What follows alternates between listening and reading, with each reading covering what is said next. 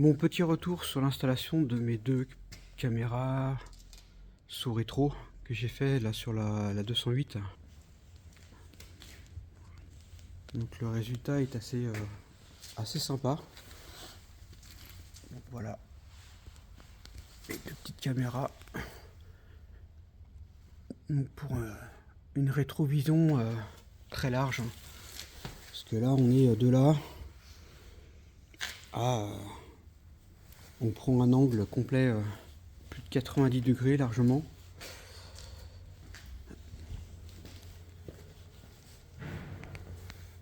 Hop, la même. Donc on est arrivé à faire en sorte de tout intégrer dans le rétro. On est passé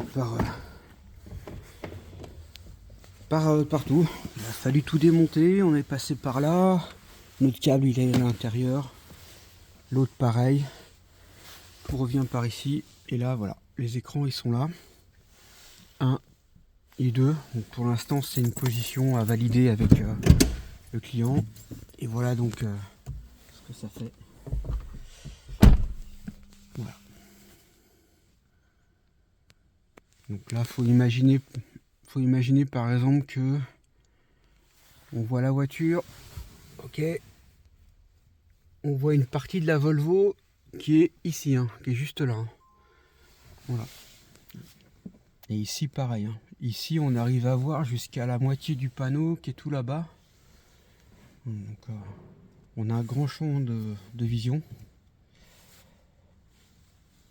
Donc c'est vraiment pour faciliter la rétrovision. Dans le cas présent pour notre cliente, hein, bien sûr, pour éviter d'aller chercher les rétroviseurs. Donc c'est pour ça que celui-ci, il faut que je le valide pour voir s'il n'y a pas besoin de le rapprocher un petit peu. Et donc il y a moins besoin de tourner la tête et d'aller chercher vraiment le rétro en lui-même. On a juste à regarder les écrans et on a tout ce qu'il faut.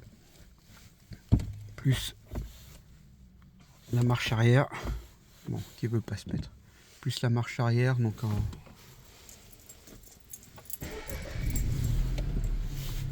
hop, normalement, voilà. Donc, il y a déjà une caméra arrière, donc plus la rétro, parfait.